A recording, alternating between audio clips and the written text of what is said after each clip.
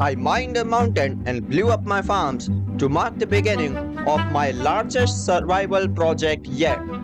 I call it IDEP, the Industrial District Expansion Program.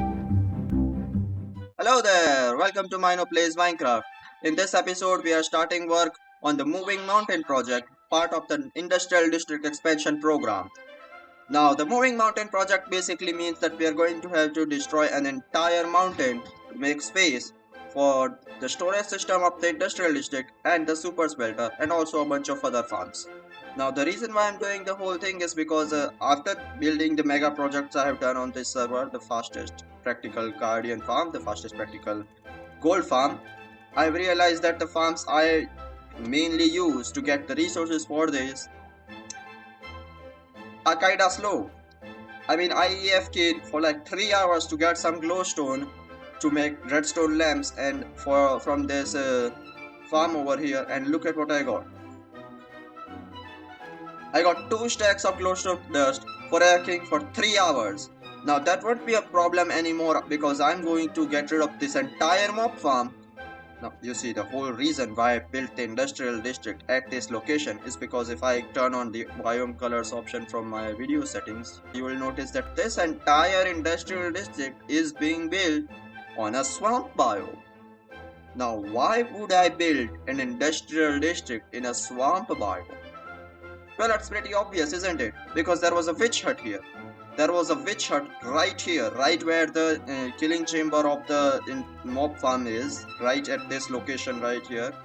You see, all of the redstone I have used so far in this entire world, and even the one I have as backup in my ender chest, came from the witch farm which used to be here.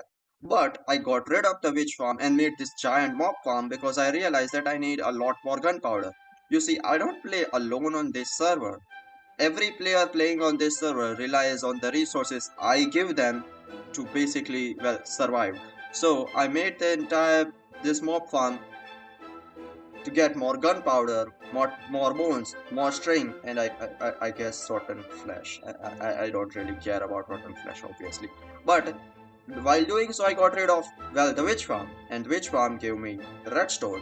Now I have been steadily running out of redstone resources. I mean, you might not agree with me after seeing these chests, but I have actually starting to run out of redstone resources and I need that fish farm back. Especially because that fish farm actually produced more gunpowder more reliably than the actual mob farm does. So I'm going to get rid of this entire mob farm. I'm going to get rid of the mountain behind the storage system and we are going to rebuild the entire industrial district. Okay, so as of now, how the industrial district works is actually pretty simple. All of the resources produced by the farms get redistributed into the storage system from the item streams going down below the farms. Like for example, over here we have a sugarcane farm which has actually been kept off for weeks because I have way too much sugarcane and nobody else actually uses sugarcane. But all of the resources we get from the sugarcane farm are being dropped out using these droppers into the item stream, which transport the items from the farms to my storage system, where they get filtered into the respected chests, as we can see over here. The new industrial district will work pretty much the same way, apart from the fact that the chest we am going to make are not going to be just regular chests with item filters. I'm gonna make storage silos, so I have indicators of how much resources I actually have. Now for doing that, I'm going to need to empty out a large chunk of area behind this industrial district storage system, because I just want to make the witch farm right here, because I can't make the witch farm anywhere but here. So I'm gonna make the witch farm right here and expand the storage system straight in this direction. The problem is that behind this storage system is a large chunk of land. It's a mountain and I need to move this entire mountain to build the storage system and the super smelter. So we are going to start the Moving Mountain project. It's a reference from my favorite Chinese sci-fi film, The Mandarin. If you haven't watched that movie, I highly recommend it. Anyways, to do that, I'm going to need a lot of tools. Fortunately, I got tools. I got a lot of tools. So just gonna get right into it.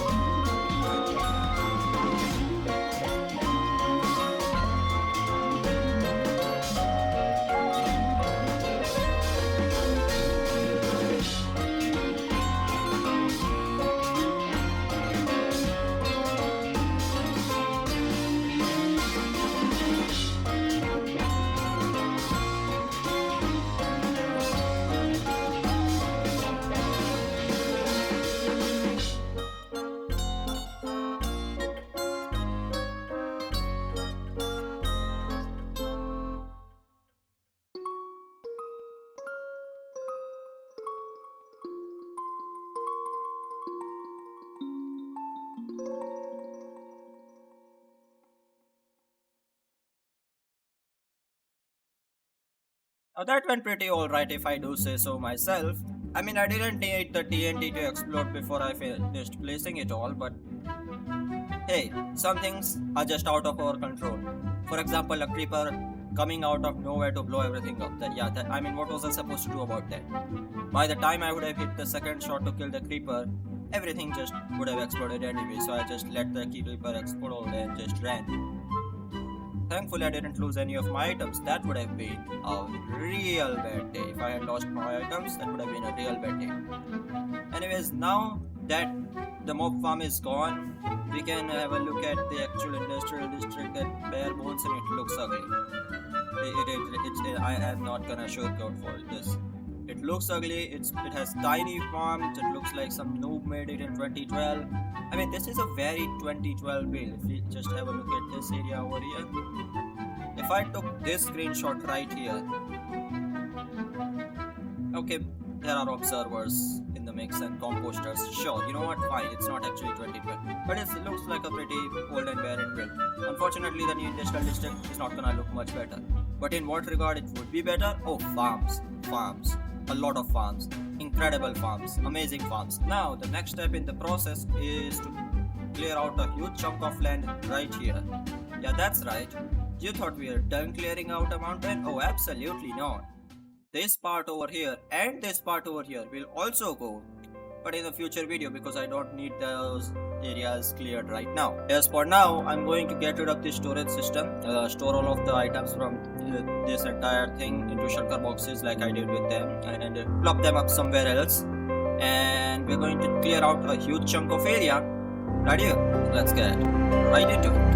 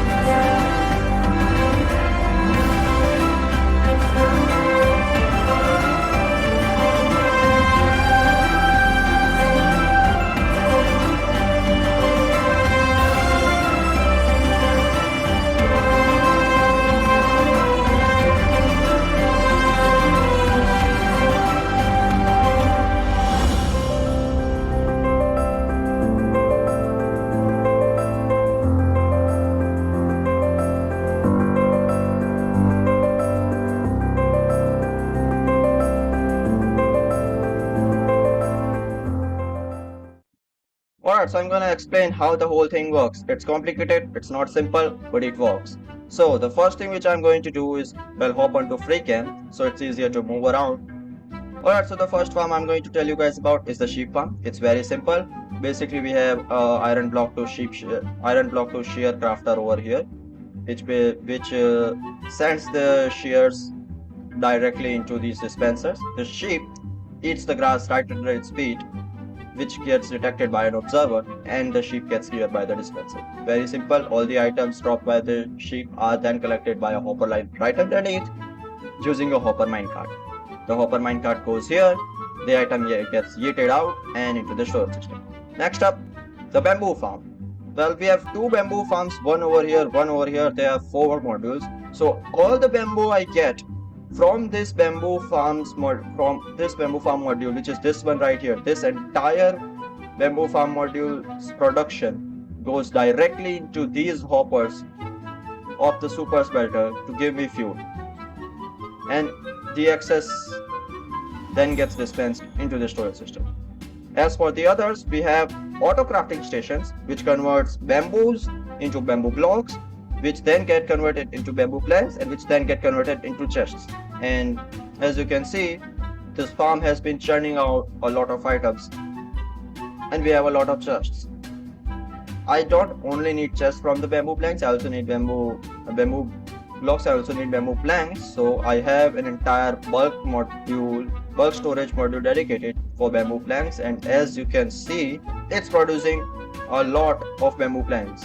Next up, another very simple farm, the general mob farm. It basically, we all know this design. This is initially produced by Nambob, I believe, and everyone else has been using it. And this is a modification made by someone, I don't remember. I'll put their name on the screen. The mobs end up down in their skilling chamber. They die on the soul fire. All the items dispensed are then sent through this item stream, which end up in these filters. Now, these 4 filters are to filter out arrows and rotten flesh and throw them directly into fire, because I don't care about arrows and rotten flesh.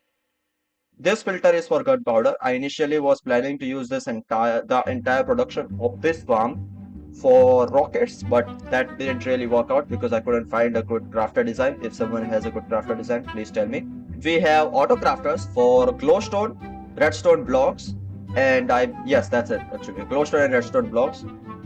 Because the filtered storage over here I have only dedicated for glowstone and redstone blocks, not glowstone dust or redstone dust. The rest of the items, which are bones and string, go directly through the water stream into the storage system. Next up, we have the bone meal farm. It's pretty simple design. All of the bone meal produced by this farm is converted into bone blocks using this crafter module right here. I have 6 modules which basically then converted them into bone block, which then go to the storage system as usual. Next up, we have a cobblestone farm. It's I believe 328,000 cobblestone per hour.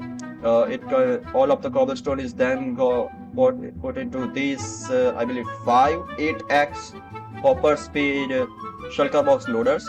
All of the shulker boxes which get dispatched from here then end up in the very last chest over here, and as you can see, we have already produced a lot of cobblestone. I have kept that off because that's not a farm which I can keep on all the time, because it can explode, damage the components around it, etc, etc. So only gonna have that on when I absolutely need to. That farm is lag resistant. I can, if I want to, keep it on at all times, but at the moment I don't need any more bone meal, so I have kept it off. This farm will always stay on. You always need more gunpowder, you always need more string, so that's gonna stay on all the time. The sheep and bamboo farms are also gonna stay on all the time. Alright, so the next thing is the sugarcane farm. I made the sugarcane farm around the base of the general mob farm because I thought it would look cool. If we have a look down below, you'll notice that the sugarcane is actually placed on mud blocks, and mud block is technically not a full block, which means the hoppers beneath can collect all the items dropped on top of the mud blocks, and we don't need a complex collection system like these hopper mine carts and cart heaters for the sugarcane farm. All the items from the sugarcane farm get dispensed by these droppers into the storage system via the same primary item line over here. And as we can see over here, we have a lot of sugarcane already from the farm. The next thing we're gonna talk about is the 192 furnace smelting array or 192 furnace super smelter. I don't know what the technical term for this actually is. It takes shulker boxes full of items as input to smelt. Unlike the small super smelter I had over here with 64 furnaces, this super smelter can smelt a shulker box of items, I believe 3 times faster than that one. So that's pretty fast for me. Again, as I said, one entire module of the bamboo farm, which I believe is this particular one right here, 1 out of 4 modules is actually being used for just fuel of this entire super smelter. This very last redstone lamp at the end of the farm tells me if this hopper at the end, which is of the last furnace of the super smelter, is filled or not. If that hopper is filled, which it means that every single furnace starting from over here going all the way there and back to here has fuel in it. So this basically is a way for me to know if I need to refuel this entire thing manually or not. Now in 90% of cases I will not need to manually refuel this super smelter because each furnace will have 6 stacks of bamboo in it, and since 4 bamboo is needed to smelt one item, this entire super smelter will be able to smelt 11 shulker boxes of items when it's completely filled to the brim with fuel. Oh, the last thing I have to tell you guys about is the witch farm. This witch hut over here, this witch farm design is I don't actually remember where I got the design from. If I can find where I got the design from, I'll put that in the description or on screen. But it's a pretty simple design. All the items we get are dispensed over here. We have Autocrafters for redstone block and glowstone blocks. All of that is then moved through this item stream into the main item stream to the storage system. Pretty simple. At the end over here we have this little contraption which is automatic dispenser crafter. I got tired of crafting dispensers manually, so I just made this one. This over here is an automatic box colorer. It basically color codes all of the shulker boxes in whichever color I like to be. Very helpful when I'm doing large projects. The item filters I used are just standard impulse SV design item filters. I used those jack-o'-lanterns just for lighting because mobs were spawning all over the place and I didn't want to place torches for no reason. The bulk modules also use the very same design. There is nothing new over here or there.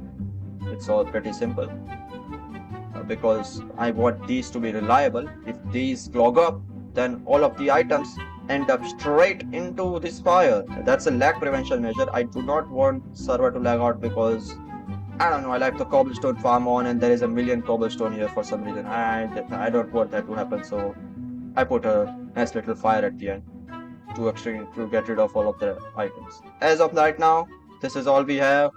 I'll see you guys again next time. Please drop a like and subscribe. Bye.